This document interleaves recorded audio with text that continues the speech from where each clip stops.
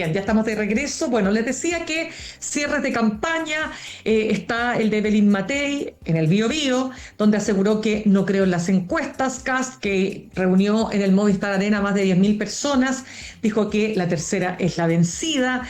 Lo que pasó con el cierre de campaña de Janet Jara en Maipú, con estos cánticos, el que nos salta es Paco, todo eso generando también alguna controversia. Y por otro lado, Johannes Kaiser, que entonó la estrofa de los valientes soldados y además dijo que iba a indultar a los carabineros, ¿no?, que han sido condenados por violaciones a los derechos humanos en el estallido.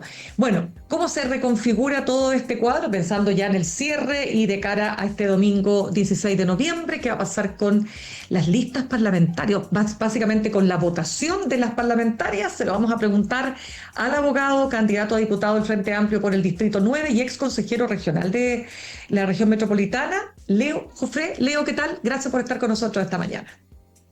Muchas gracias, Mirna. Un gusto de poder saludarte y compartir con ustedes esta jornada de mañana. Bien, pues partamos por este tema, porque la candidata dice, Janet Jara, dice que hay que, digamos, hace un llamado, ¿no?, a la unidad sin descalificaciones, con respeto, con convicción democrática. Chile necesita sumar, no dividir. Esto en un posteo. Pero la crítica que se hizo a través de algunos medios, pero sobre todo Kast y Matei, es que estando en el evento ella no paró estos cánticos en contra de Carabineros. ¿Cómo ves tú esa controversia?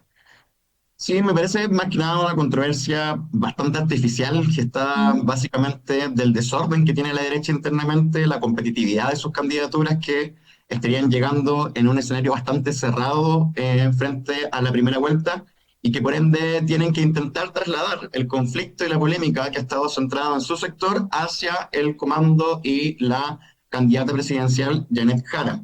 Además, en términos concretos y prácticos, es muy difícil para una persona que está en un escenario con tanta gente poder percibir qué es realmente lo que se grita, lo que se desarrolla en ese espacio. Hay un tema no solamente de sonido, sino de la propia coordinación de la candidatura cuando se expresa frente al público, tiene que estar en esos espacios. Y creo que la respuesta de la candidata Jara ha sido bastante contundente. Ella ha planteado no solamente posterior a lo que ocurrió con este cántico, sino que durante toda su campaña que el llamado es a la unión, a no descalificar, y precisamente frente al tema de Carabineros ha mantenido una sólida línea, una férrea línea de defensa en términos de poder seguir entregándoles implementos y la capacidad operativa para poder realizar sus funciones. Por ende, creo que hay aquí una cuestión más que nada de volver a instalar esta idea, ¿no?, de una izquierda contra Carabineros, una izquierda que no quiere avanzar en seguridad, que ha sido una cuestión bien importante en el relato de la derecha, pero que en términos concretos y prácticos, vinculándolo sobre todo con lo que ha hecho este gobierno por la seguridad,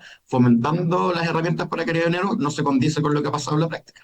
Bueno, de hecho, en el propio debate de Anatel, recordemos que particularmente Kaiser cuestionó duramente a Janet Jara por las votaciones del propio Partido Comunista, ¿no es cierto?, en el Congreso respecto de los temas de seguridad, y llamó a hacer un fact-checking, ¿no? Dijo, pero a ver, veamos cómo ha votado el Partido Comunista.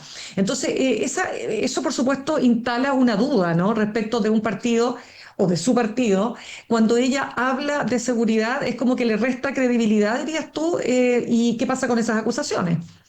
Sí, lo primero que el fact-checking que dice o que manda a pedir el candidato Kaiser tendría que mirarse primero en su propia historia, porque le han hecho bastantes, dadas las diversas mentiras que ha señalado durante toda la campaña presidencial. La primera que se me viene a la mente fue cuando dijo que se ponían X cantidad de vacunas y que eso tenían efectos secundarios, o otras cuestiones derivadas también de distintas materias donde constantemente se le ha señalado que miente en el debate público. Y en particular con respecto a lo que dice relación con las leyes de seguridad, esto también ha sido un relato que se ha intentado instalar con una derecha que ha aprendido a utilizar la tergiversación o la mentira como una herramienta política para la disputa cultural y del sentido común en la población.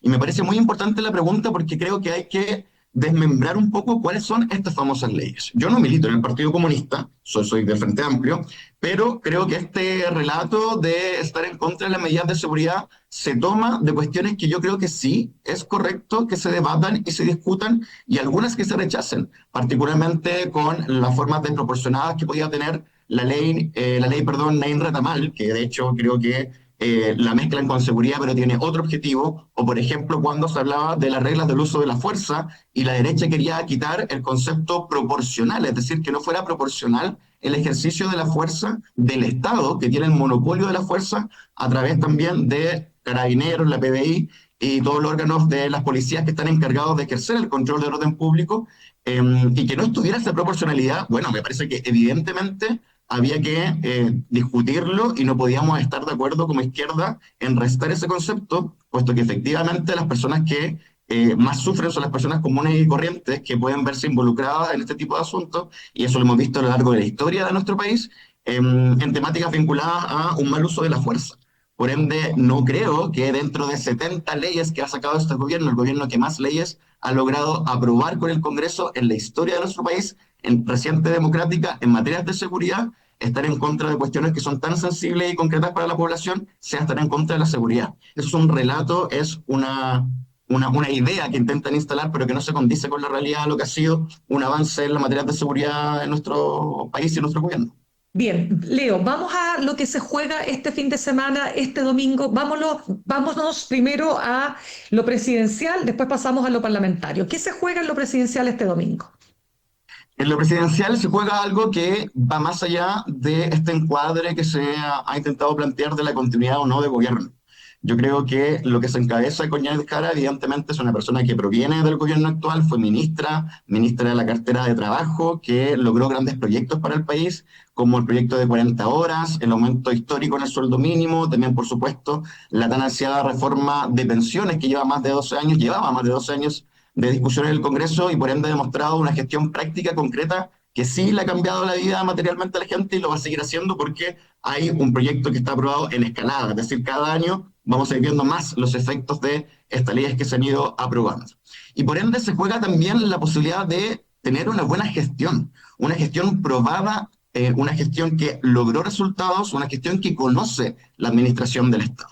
Cuestión que no puedo decir de José Antonio Kast ni de el candidato Kaiser, que no tienen la experiencia en lo que significa hoy día estar en una cartera importante de gobierno, ni mucho menos la capacidad de poder ser presidente en este espacio. Pero también se juega muy importantemente la idea del retroceso y el avance en el país. Mientras tenemos candidaturas como las mismas anteriormente citadas, e incluso el Matei, que constantemente se denomina como una opción mucho más de centro, pero cada día aparece que está en diferentes posiciones, ¿no? Como esta, me acuerdo de este clip que sacó de soy Evelyn, soy Matei, y uno nunca sabe muy bien dónde está cuando la escucha los debates.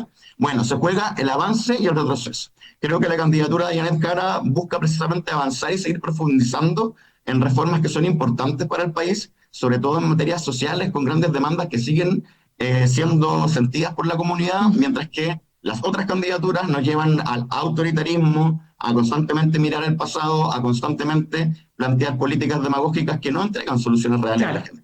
Leo, de todas maneras, tú hablas de un punto que ha sido muy cuestionado, digamos, desde la oposición, no solo la oposición, o sea, hay un tema con la gestión que no ha sido particularmente bien valorado en general cuando se le pregunta a la gente por parte del gobierno. Entonces tú decías, no, una buena gestión, pero ¿cuál es esa buena gestión? Cuando ese ha sido uno de los temas que más se ha cuestionado. O sea, yo hablo particularmente de la buena gestión de la ministra Jara. Creo que el gobierno ha tenido grandes avances en diferentes materias, como también debilidades. Yo no soy esa ¿Ya? persona que no, porque creo que la autocrítica es importante. Y no solamente importante en términos de autocrítica, sino que escuchar a la gente. Yo llevo 8 semanas, este es el último día de campaña, recorriendo mi distrito, el distrito 9, y evidentemente hay malestar, evidentemente hay decepción, y tenemos que hacernos cargo de ella. Pero creo que si hay un ejemplo de buena gestión en el gobierno, que ha dado avances concretos para el país, para las personas de clase media, para la clase trabajadora, es la candidata Janet Jara, porque su cartera, el Ministerio del Trabajo, sí cambió materialmente la vida de la gente. Y eso me parece importante. Entonces tenemos una figura que no solamente está preparada académicamente, es abogada, administradora pública, no solamente proviene del mundo popular, una historia de vida muy importante, primera profesional de su familia, del Cortijo, de Conchalí, que logró salir adelante mediante su esfuerzo y ha continuado trabajando por la población, sino que ha demostrado con su gestión que efectivamente puede cambiar las cosas para la gran mayoría de los chilenos. Ya, pero te vuelvo a preguntar, porque la candidatura de Kast o la propia Matei, pero sobre todo Kast ha dicho, ella es la ministra del desempleo. por ejemplo. Sí, la ministra del Desempleo, como esta minuta que tiene José Antonio Caz, pero que la misma candidata Jara ha explicado muchas veces, durante el periodo de Janet Cala se generaron 540.000 puestos de trabajo. Y lo que pasó fue que en gran parte entró más masa laboral y de la informalidad se pasó a la formalidad. Eso evidentemente hace que haya más gente que está en capacidad de trabajar y aumenta la cifra de desempleo porque ingresa un nuevo número de personas a esta cifra que se logra considerar según las personas que están buscando trabajo y que tienen capacidad de poder trabajar. Pero en términos netos, la creación de empleo fue de más de 500.000 durante este gobierno. Por ende, ahí creo que hay, bueno, una tergiversación, pero que efectivamente se centra en una regularización post-pandemia, que era importante que el gobierno pudiera lograr, sobre todo dadas las cifras con las que venía llegando cuando asume el gobierno de Gabriel Boric. Claro, lo que pasa es que el economista, bueno, aquí hay diferentes opiniones en todo caso. Está el economista David Bravo que habla de una emergencia laboral en materia de desempleo. Está la economista Andrea Repeto. Ellos tuvieron ahí diferencias respecto de cómo se estaba midiendo esto. Pero mira, aquí déjame seguir avanzando porque quiero también preguntarte respecto de las parlamentarias, ¿no? Porque las Ujú. parlamentarias, todas las encuestas, las consultoras que han hecho proyecciones como Ann Holster, por ejemplo, sostienen que va a haber una mayoría en ambas cámaras por las derechas, incluyendo, yo voy a incluir aquí, me imagino, vamos a ver cómo le va a los demócratas y a los amarillos, en el sentido que ellos van en la lista de la centro derecha, en este caso Chile Vamos. Eh, ¿Cómo puede reconfigurarse este mapa político tras el domingo 16 de noviembre? Mira, yo tengo mucho en la memoria frente a este escenario lo que fue la elección municipal el año pasado, donde Ujú. también muchas encuestas, muchos analistas, muchos expertos vaticinaban el retroceso gigantesco del oficialismo y no fue así. De hecho, el oficialismo logra retener alcaldías importantes y estar muy parejo finalmente con la oposición, cuestión que no pasó en el gobierno de Sebastián Piñera cuando se realizaron las elecciones municipales y efectivamente la actual oposición de ese tiempo sí tuvo un gran avance dentro de lo que fue esa elección. Evidentemente las encuestas de hoy marcan una cuestión muy clara y de forma transversal, que va a haber un retroceso por parte de las fuerzas que hoy día componen el oficialismo. Y por eso se hace mucho más clave también el escenario presidencial, porque el Congreso efectivamente logra ser un contrapeso muchas veces contra el Poder Ejecutivo y creo que va a ser aún más necesario bajo la posibilidad de liderazgos que centran su política y su discurso en el autoritarismo, porque la posibilidad de tener un Kaiser o un Kass en el Ejecutivo, con todo lo que han planteado y con la forma de gestarse desde la ultraderecha, las maneras que se han tenido como comparativa a nivel mundial y en la historia en realidad sobre cómo gobiernan personas con dicha ideología política, requiere de un Congreso que pueda generar esos contrapesos.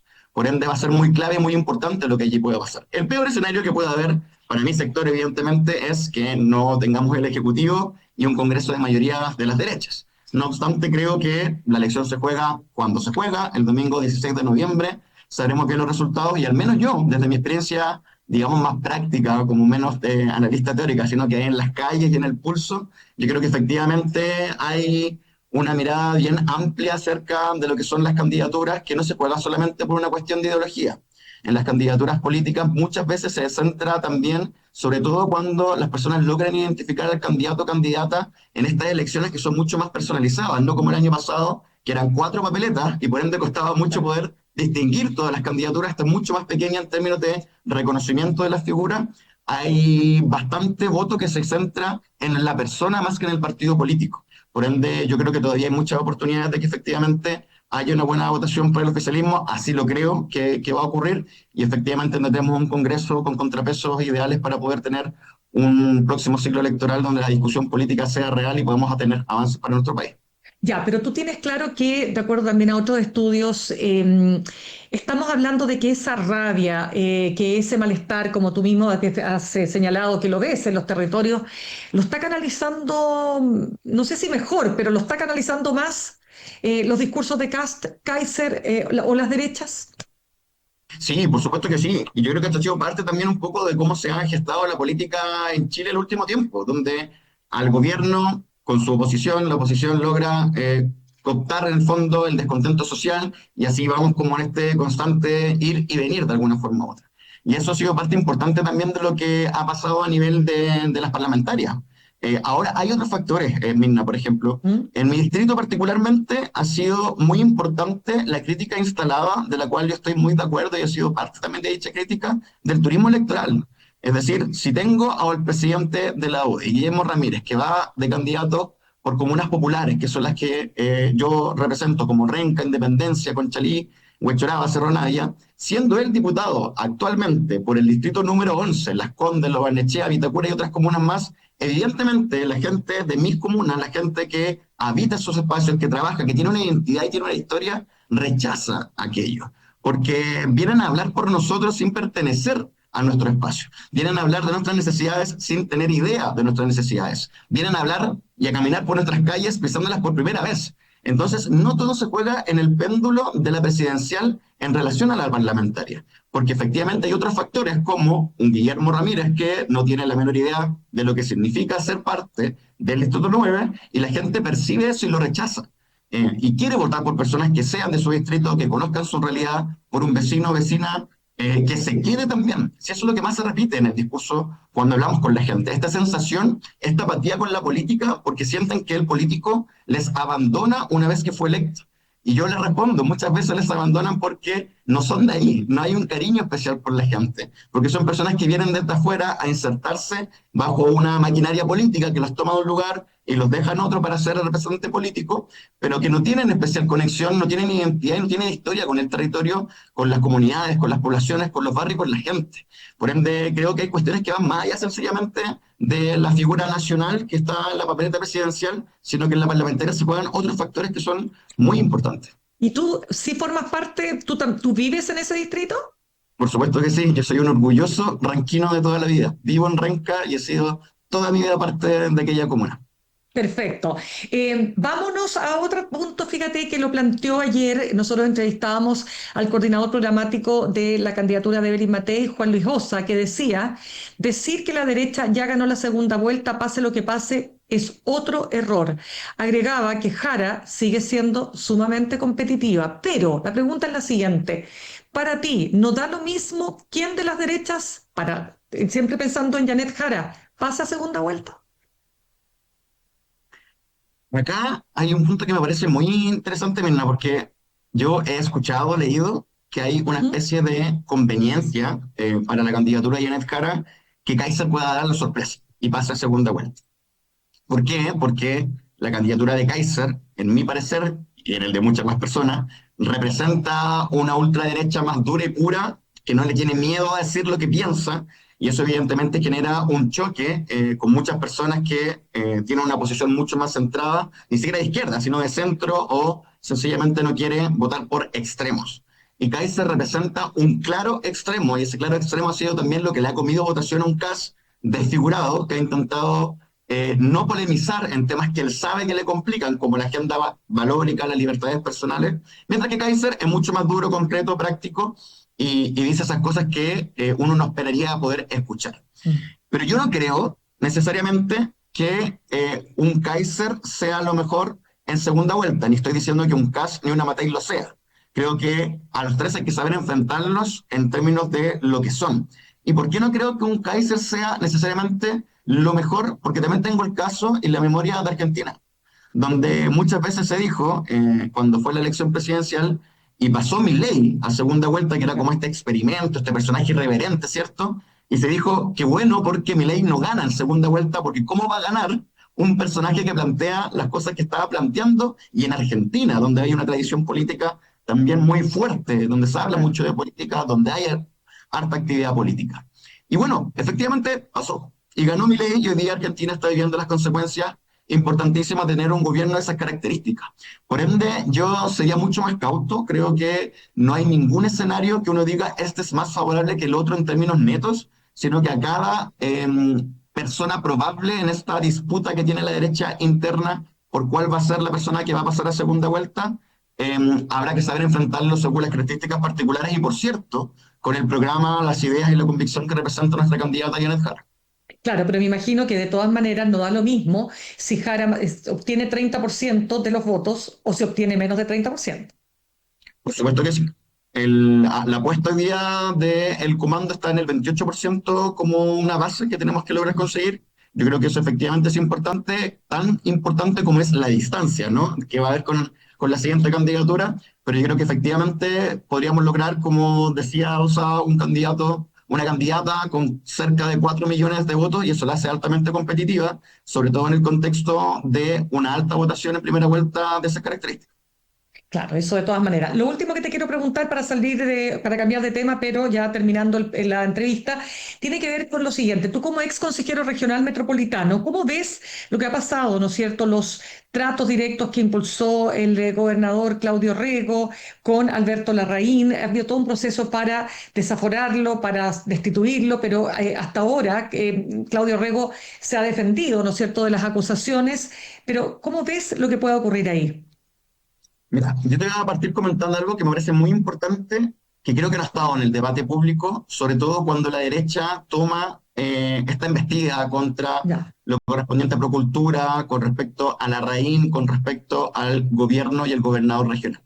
En Mm. primer lugar, cuando se votó quiénes iban a representar al gobierno regional en el directivo de la corporación regional, porque esto fue muy bullado, ¿no? Finalmente se votó un proyecto de prevención del suicidio, Quédate, que estaba encabezado por la figura de Larraín mediante Procultura, y anteriormente se había votado también las personas que iban a ser parte de la corporación. La derecha, llámese la UDI, RN y republicanos, que ha hecho gárgaras con la materia, votaron a favor de Larraín.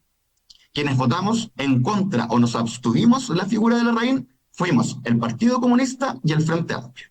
Y eso pareciera ser que la derecha lo ha metido durante todo el contexto de esta discusión. Entonces me parece importante que la ciudadanía lo sepa de cuáles fueron las votaciones que se realizaron en el Consejo Regional, porque precisamente fue la izquierda la que no le dio el voto a Larraín, y si Larraín logró ser parte de la directiva de la corporación regional, fue por los votos de republicanos y Chile Vamos, no fue por los votos del Partido Comunista y el Frente Amplio. Posteriormente, el proyecto Quédate, que es el proyecto que está en cuestión, no por Procultura, es un proyecto de prevención del suicidio que tuvo una votación transversal, es decir, todo el Consejo Regional estuvo a favor, de izquierda y derecha, porque el proyecto tenía que ver con una cuestión sensible, como entregar las herramientas para prevenir el suicidio, y lo que se presenta en ese proyecto no era la Procultura particularmente, eran 7 fundaciones que en unidad estaban presentando el proyecto, que trabajaban en sus diferentes aristas, el Círculo Polar, Fundación Todo Mejora y muchas otras, donde Procultura iba a ser el ente que iba a administrar porque era el que tenía la mayor espalda financiera, porque requería, en primer lugar, una garantía de más de 1.000 millones de pesos, porque nosotros para poder aprobar un proyecto solicitábamos las garantías, es decir, no era un cheque en blanco. Y la única organización, la única fundación que podía dejar una garantía de ese nivel era Procultura. Entonces, el acuerdo fue que, si bien el proyecto era por parte de 7 organizaciones, Procultura podía dejar la garantía, por ende, a nivel de entidad ejecutora, iba a ser Procultura porque efectivamente garantizó eso.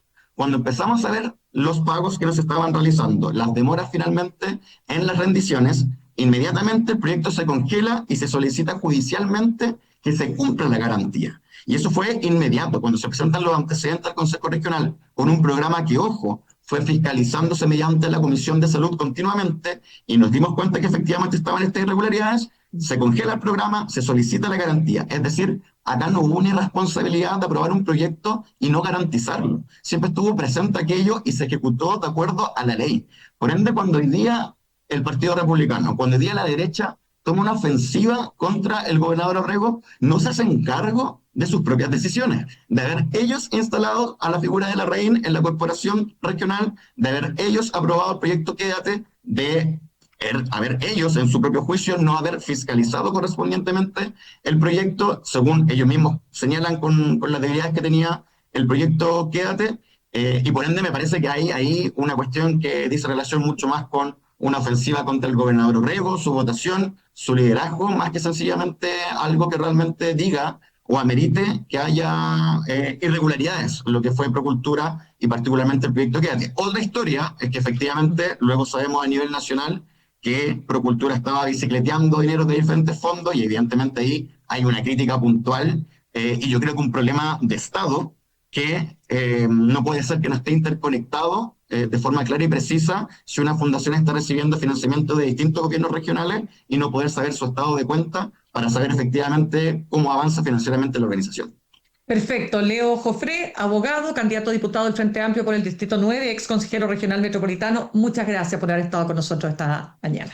Gracias a ti, Mirna, ha sido un gusto. Muchas gracias y nos estamos viendo. Gracias. De todas maneras. Saludamos a nuestros auspiciadores. La Universidad Diego Portales ha dedicado 42 años a formar líderes en el país. Cuenta con académicos, estudiantes y egresados que influyen en el sector público y privado con su experiencia UDP. Universidad Diego Portales, a la altura de los tiempos, acreditada por 6 años en nivel de excelencia. Y ahorrar cotidianamente se puede, y de forma organizada, rápida y online con Ahorrando, la nueva funcionalidad de tu app Coopeuch, en donde puedes programar ahorros de manera fácil y entretenida, eligiendo tus propias reglas y metas. Haz que el ahorro sea parte de tu vida con Ahorrando de Coopeuch. Más información en coopeuch.cl. Y porque Santiago no es Chile, desde Valdivia hasta Panguipulli te contamos lo que pasa, lo que se conversa y lo que importa en Los Ríos. Inscríbete gratis en Aquí Los Ríos, el nuevo newsletter regional del Mostrador. Y por último, por cierto, no te olvides de suscribirte a nuestro canal de YouTube, @El Mostrador Podcast con B corta. Los dejo con Fran Castillo, sin tapujos, junto a la entretenida conversación con Marta Lagos y Clarisa Hardy. Y nos reencontramos mañana a las 8 en punto. Que tengan un muy buen día. Copeuch Inversiones, el sitio donde todos pueden invertir, y Universidad Diego Portales, a la altura de los tiempos, presentaron Al Pan Pan en el Mostrador Podcast. Cerramos por hoy Al Pan Pan con Mirna Schindler. De lunes a viernes de 8 a 9 de la mañana, entrevistas para partir el día. El Mostrador Podcast, el poder de la independencia.